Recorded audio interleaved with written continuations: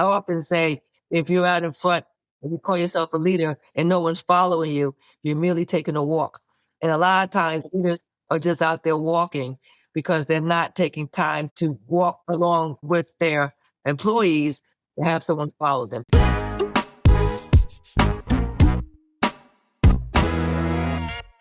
Hey, listeners. When I started Inspiring Women, I had one simple mission in mind to advance the next generation of women leaders. And this show, it's for you, whether you're climbing the corporate ladder, building your own business, navigating the complex world of healthcare leadership, whatever. For 200 episodes now, we've shared stories, strategies, real talk about what it takes to break barriers and create change. And now I need your help to make sure we're delivering exactly what you need to take the next step in your own leadership journey. That's why I'm asking you to take a minute, fill out quick 5 questions, and get some feedback that helps shape the future of inspiring women.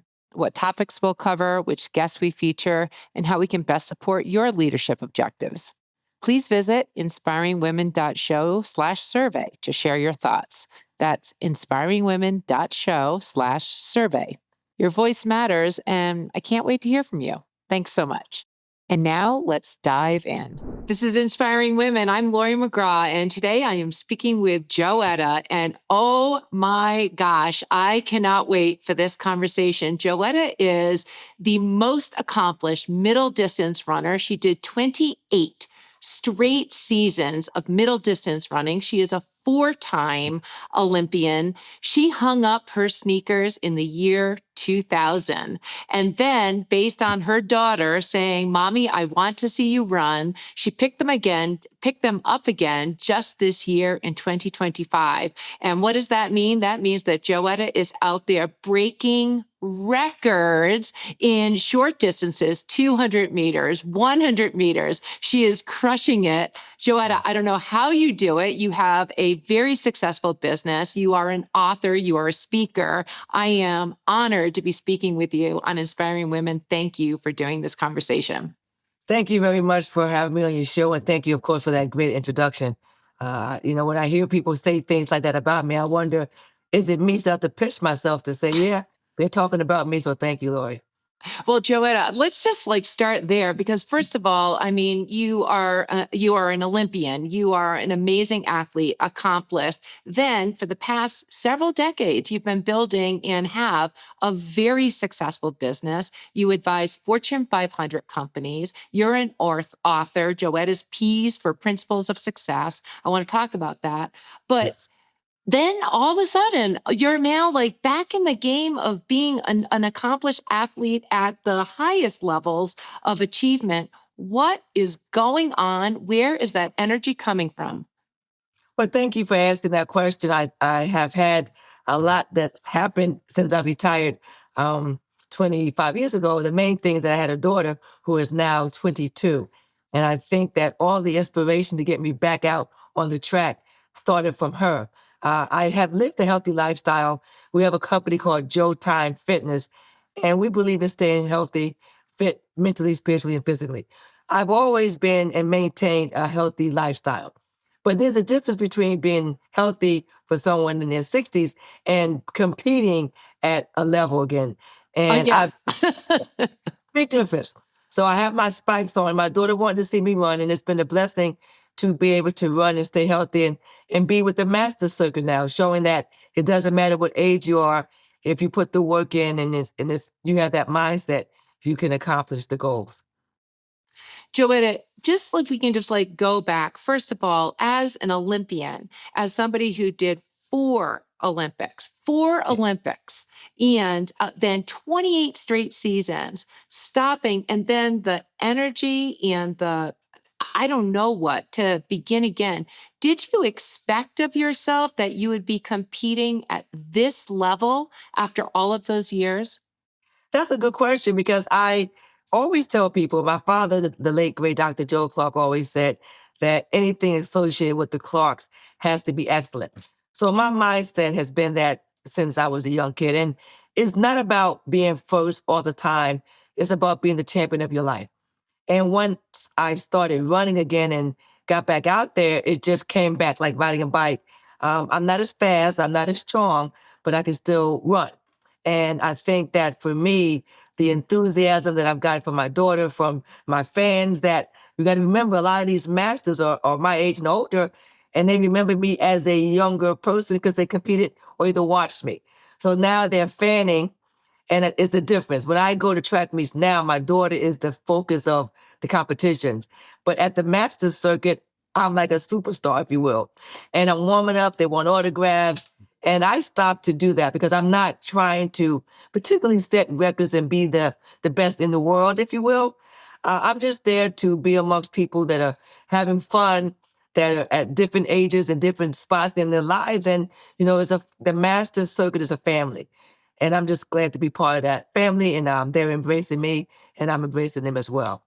Well, you can put me into that category of somebody who is fanning, because you're not you're saying you're not the fastest. You are the fastest. You're breaking records. You just won a national championship Sunday. Before you competed in we're in a celebrity golf tournament. Because people want to be around you. So, Joetta, there are so many accomplished women that I speak with who have really storied careers, and then they reach perhaps the pinnacle of the career. They're looking to slow things down. You've stated as you started winning these records that you've just begun. So that energy, just in terms of what you are looking forward to, can you just talk about that?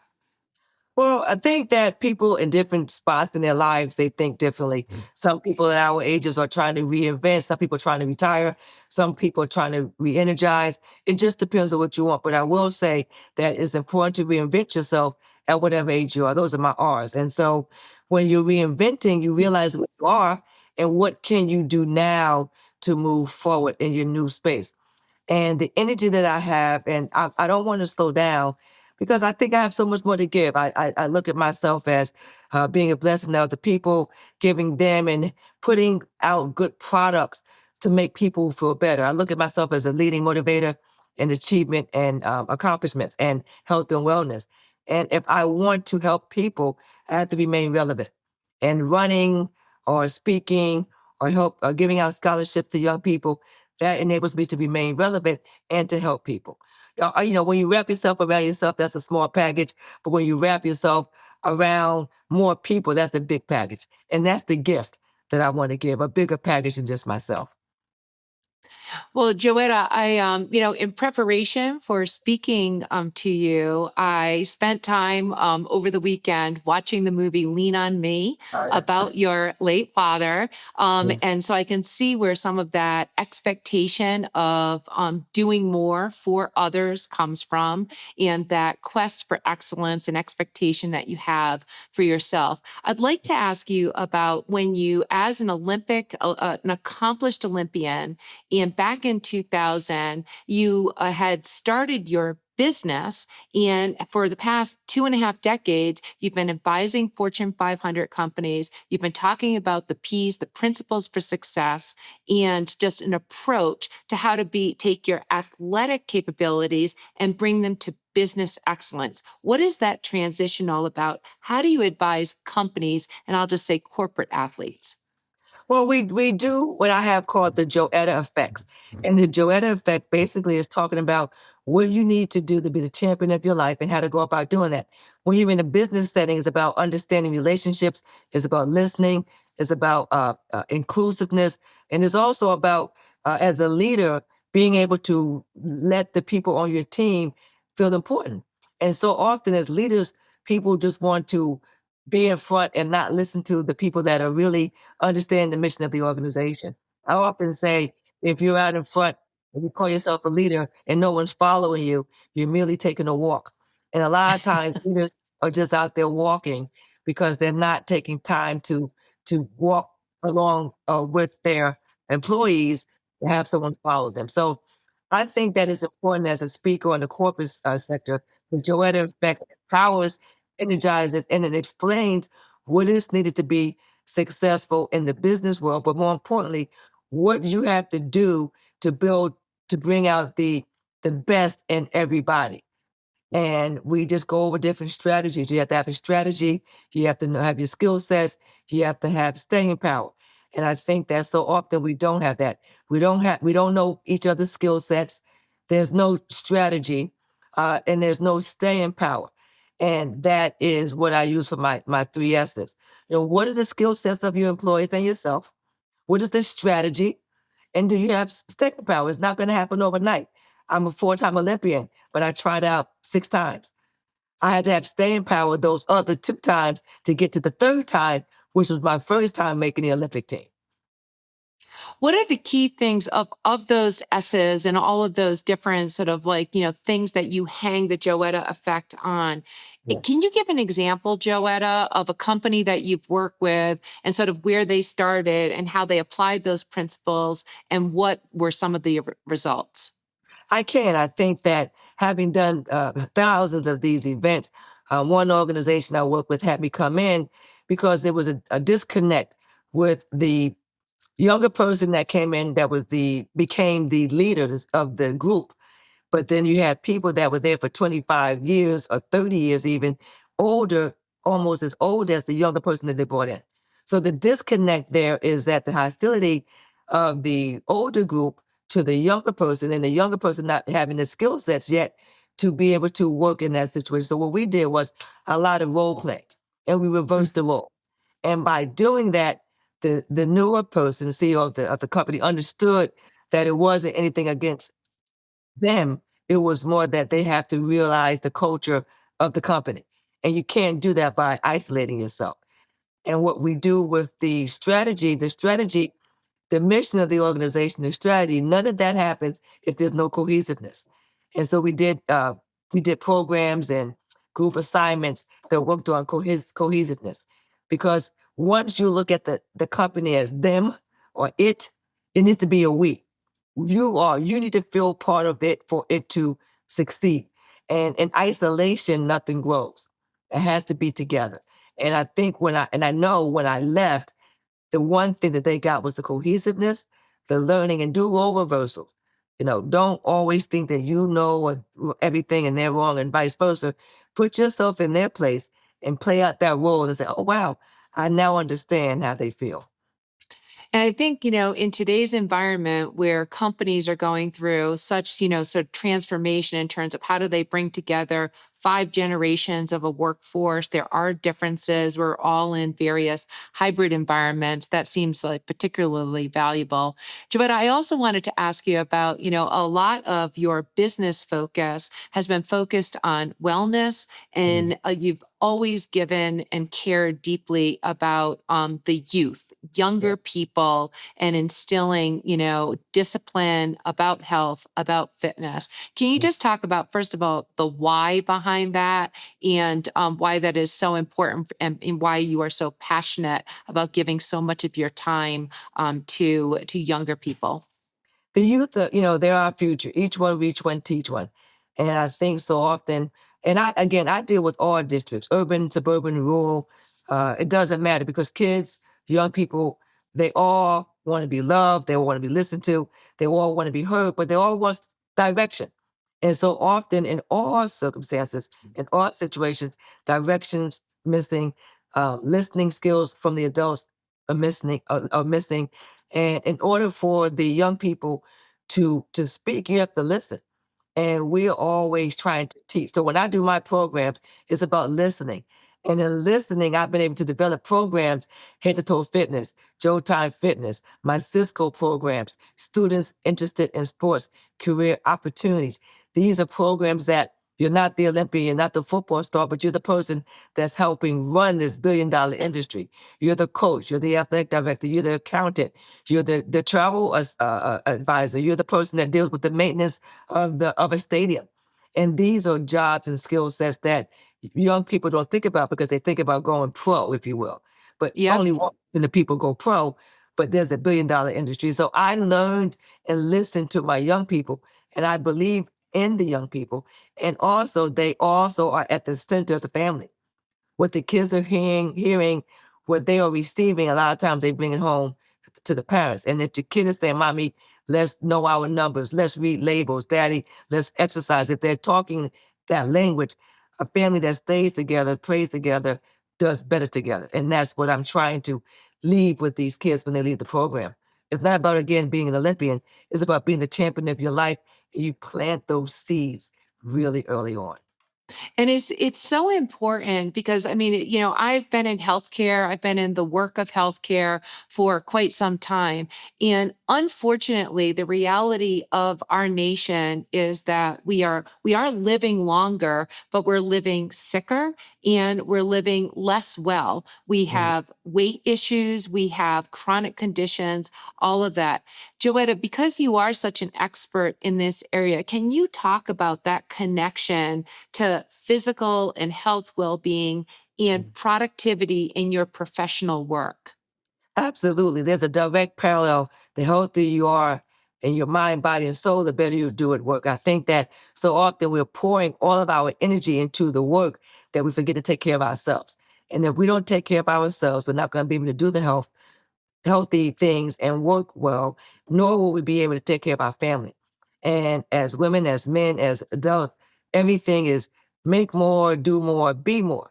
And in doing that, you are taking less from yourself.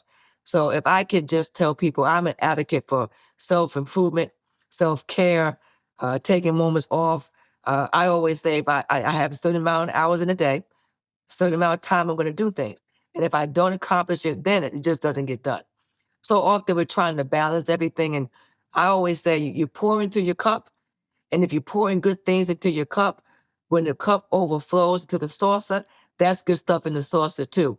When you do an experiment in the business world or either college section, we will pour water in a cup. And I ask, who wants the water in the cup? Everybody wants the water in the cup. Who wants the water in the saucer? No one wants that. And I go, it's the same water. It just overflows. So if you're pouring good stuff in the cup, when it overflows to your family, to your work employee, to your friends, it's good stuff. And I think that we're not putting good things in our bodies, we're not putting good things in our minds, and we're too busy comparing and trying to get there. And when we get there, we're not happy. So Yep. I say enjoy the moment. Be where your feet are. If your feet are at work, that's where you are. If they're on a vacation, that's where they are. We're so busy trying to go to what's next that you don't enjoy what's happening now.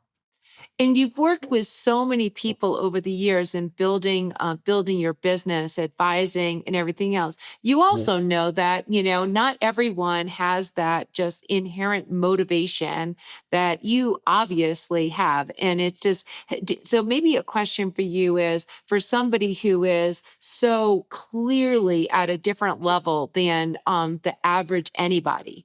So Yes. how can you take some of the just like what seems to come so easily for you. And then how do you advise people, I will say like me, who just like, the fanning girl here who, looks to that and says like, okay, I'm not going to ever be an Olympic athlete, but I do want to do more and better health wise. So I certainly understand what you're talking about in terms of that physical, that professional productivity. Well, Laura, that's a full question because, as I stated earlier, it's not about being an Olympic champion. I don't have a gold medal from the Olympics, but I got the gold medal of life. I went to college, I graduated, I didn't have to pay any money. I was on scholarship. I traveled across the world. I lived the lifestyle of the rich and shameless, as I call it. And I think that we often are trying to attain something that's already there, and you look outside of what everyone is doing, and in order to be motivated, you have to look inside and find out your why. If you know your why, you can accomplish anything. And you may not have the energy that I have, but you've gone to school, you've graduated, you've started a business, and so you've done that. It may not as be, you may not be as passionate to show it, but the passion that you have, people show things differently. I always say you can't teach motivation. You're motivated by your why. Why are you doing something? And if you don't know your why, you're not going to be motivated to do anything. Let your house catch on fire and your kids are inside and you don't like fire, you don't like smokes.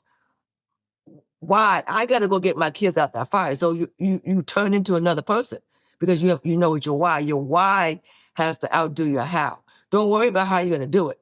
What is your why? Why do you want to go back to school? Why do you want to join an organization? Why do you want to take care of yourself? Why do you want to take care of your health? Why do you want to take care of your finances? What is your why? And then once you know your why, then you can work into your how. And that's the message that I use for the corporations, for college student athletes, and for people that I talk to that are not in college. So that's awesome. And Joetta, there's one other area I wanted to ask you about, and it's the area of personal branding. And I'm Yes. not talking about being an influencer or a TikTok star or anything, but you have been in the mode of reinventing yourself and branding, having a personal brand long before that was sort of a well understood important thing to do that many people understand today. So I wanted to Yes. ask you about sort of like, I don't know if you called it personal branding way back when you started out, but why is that important? And how do you think about it now when you're in this mode of reinventing what's next and your focus on the future? Yes, branding, again, we didn't really call it that then. But when you have your own business, everything associated with you has to be excellent and up to par. And a lot of times, if you're in a corporation, you can hide behind the name of the corporation. If I mess up, if I'm not attentive, if I do something wrong, Joetta, don't use her services. I want you to use my services. I want you to refer me to other people. I want you to return. Refer and return. Those are important. And I think that the one thing that I was able to do with the name is that Joetta. I didn't want Joetta Clark Diggs. I just wanted Joetta. I have a perfume line that's called Joetta. But before that, I said, you know what? Joetta is a brand. I am a brand. And I have to protect the brand. So that's what we did about 15, 16 years ago. And then when the perfume line came out about 6 years ago, we just stuck with Joetta. So we always say, you've heard of Madonna, you've heard of Oprah, you heard of Socrates. Now you have Joetta. And it's one name. And one thing is always constant is that when you work with Joetta, I want to leave you with the information that you can go on and continue to be great without me being there. And a lot of times, speakers don't leave you with anything. Coaches don't leave you with anything. And when you get done with the session, you need another session. Well, for me, I want to wean you off of my sessions and have you to refer me to someone else. So I give you the information that you need to brand you. You are a brand as well. It may not be a national, international brand, but you could be a brand within your family. And you have to operate in that space. You have to protect your space. There's a certain way that I carry myself. Doesn't mean that you may not do that. There's a way that I move. There's a way that I think. And you have to figure out what that is for you, and then you have to own it. And I think once you own that space, then you're able to navigate and people just attract you. They're attracted to that it. You have that it, and they like that. Well, in terms of your it, Mhm. Joetta, just as again, I did so much research in terms of your background, your many, many accomplishments. The brand word that came up again and again and again was powerhouse, powerhouse, powerhouse. And that is just so obvious. As we close out this Inspiring Women conversation, I would just love to hear the advice that you would give other professional women who would look to you, Joetta, as somebody who is an inspiration for reinvention and for not slowing down, but actually accelerating, at this next stage. What advice would you give to those? Well, Lori, I think I'm going to give you my garden. I am from the Garden State of New Jersey, and this is a garden for success. It's a garden for stability. It's a garden to be the powerhouse of your life. In this garden, you plant 6 rows of peas. Have a purpose, get prepared, be patient, get perturbed, persevere, and pray. In this garden, plant 3 rows of squash. Squash indifferences, squash criticism, and squash bad thinking. In this garden, plant 3 rows of lettuce. Let us love one another. Let us take care of our spirits, and let's take care of our health. And no garden will be complete without 3 rows of turnips. Turn up for yourself, turn up for your finances, turn up for your health, and turn up with the opportunity to do a better job tomorrow than you do today. If you turn up and plant that garden, then you will be the powerhouse of your life. And then you'll be able to fill your cup up with all of the things that are needed. So when it spills over into a saucer, people can glean from that as well. That is absolutely amazing. What a beautiful garden. I have been speaking with Joetta. Joetta, thank you for this Inspiring Women conversation. Thank you so much. My pleasure's been mine, Lori. Thank you, and continue to do great things.